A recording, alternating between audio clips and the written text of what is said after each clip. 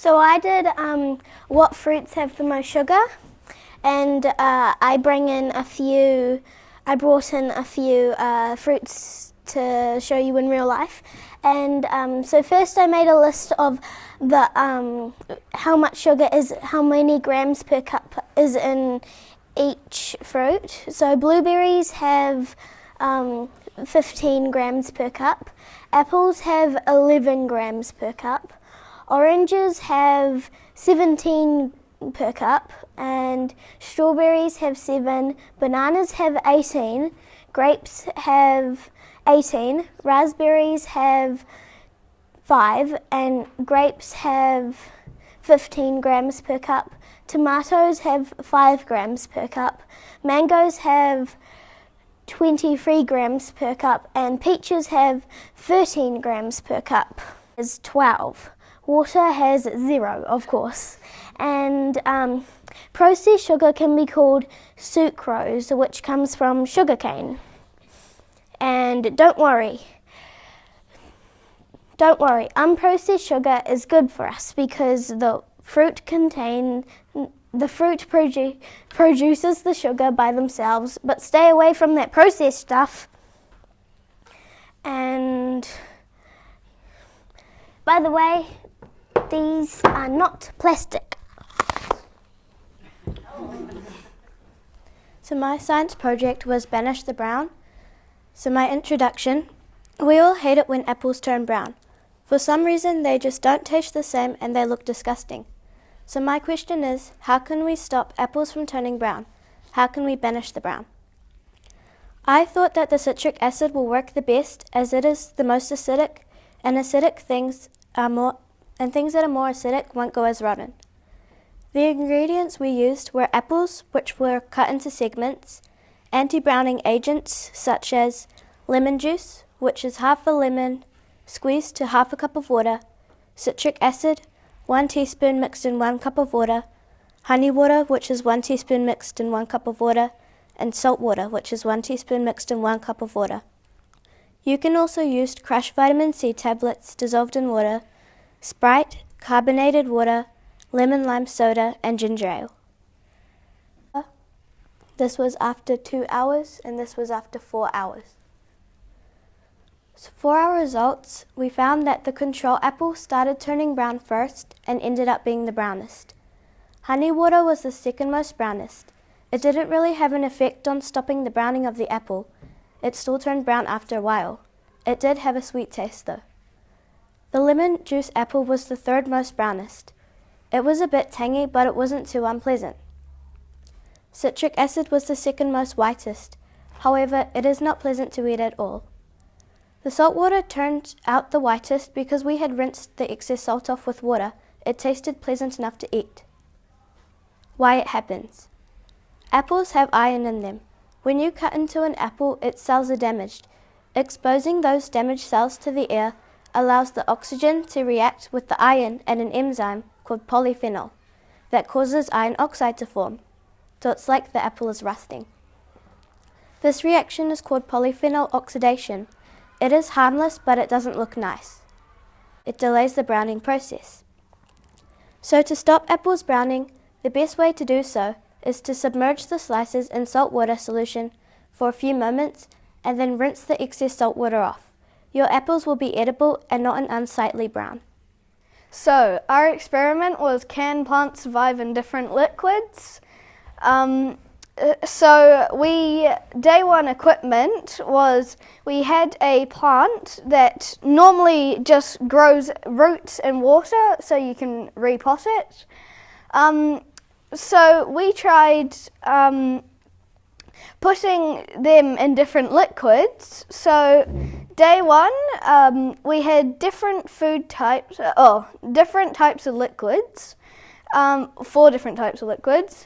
There was pure water, which was our control test, water and blue food colouring, which was, that was a mixture of both of them to see if that would affect the colour and would it still grow.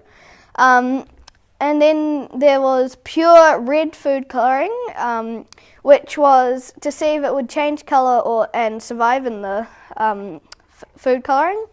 And then we had liquid leaves entirely red. The blue food colouring mixed with water had turned only the edges of the leaves blue. Day 10, and the answer to our question: no, plants can't survive sufficiently in different liquids. Pure water is the only liquid that sustains plant life. And then down here we have a saying from Benjamin Franklin. When the world is dry, we will know it's worth the water. How much energy does food give you? So I did almonds, fresh fruits and vegetables, chocolate, candy and yogurt. So for almonds contain lots of nutrients for the body: fiber, protein, magnesium and vitamin E. The health benefits of eating almonds include lower blood sugar levels, reduced blood pressure and lower cholesterol levels. Almonds are loaded with antioxidants. Antioxidants help to protect against oxidative stress, which can damage molecules and contribute to diseases like cancer. Almonds help to give you energy for a long time and energy for the day. So fresh fruits and vegetables, and helps fill you up and keeps your digestive system well. So fresh fruits can help you during the day and give you energy.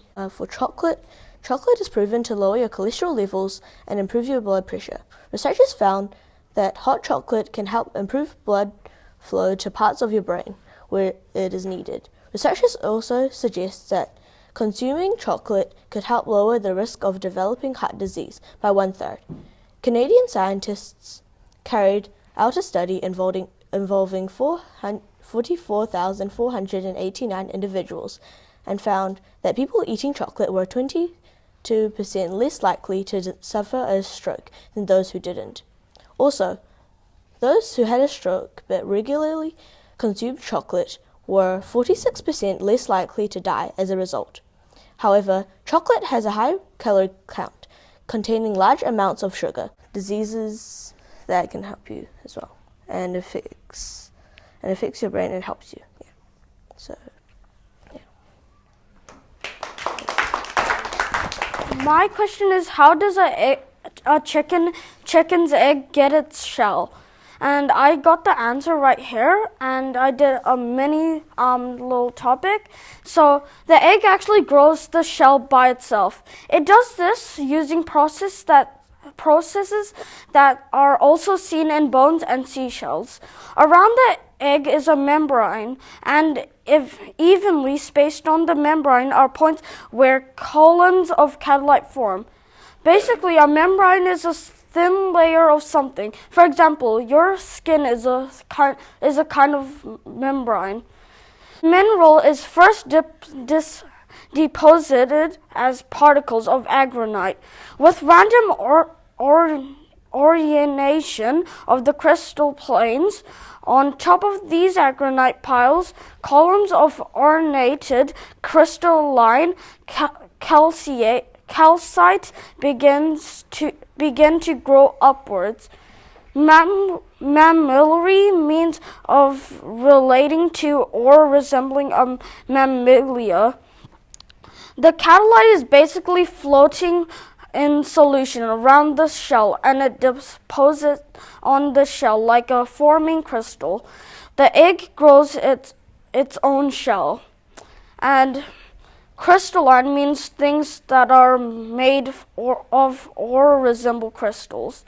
And catalyte is a common mineral constituting crystallized calcium carbonate. You might be thinking, if the main color of the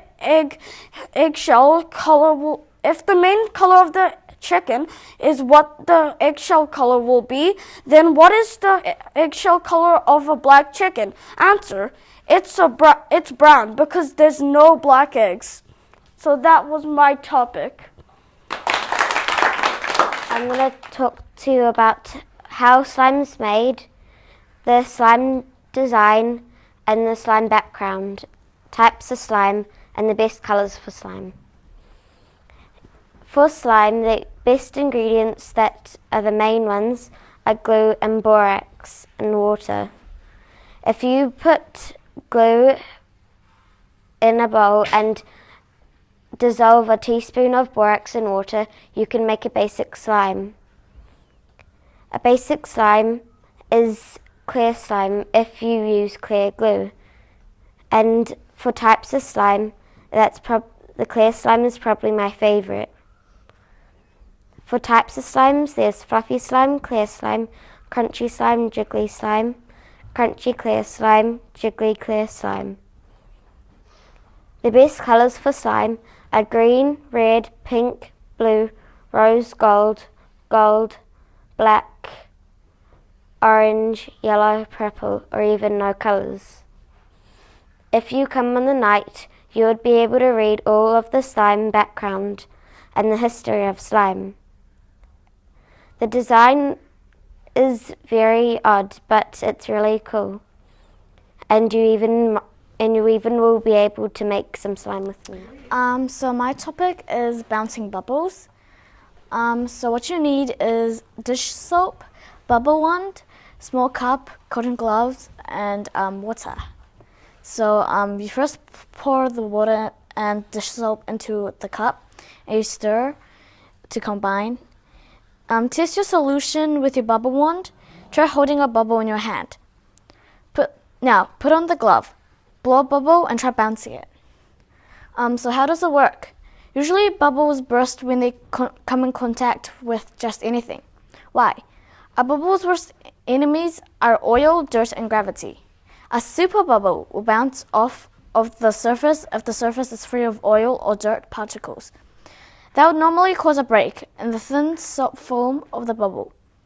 The problem with gravity and evaporation is that the water film gets very thin, down to a millionth of an inch, on the top of the surface as time passes. It gets too thin to hold itself, and the wall collapses.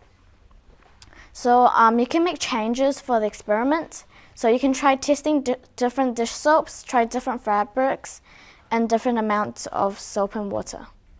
I did crystals, and I did kinds of crystals. Where did crystals come from, and making crystals, and how did crystals form, and kinds of crystals. I did quartz crystals, rose quartz, tiger eye gemstone, desert rose, amethyst, iron pyrite, citrine, and many more. That's an amethyst, and that's a quartz crystal. And how did crystals form? In nature.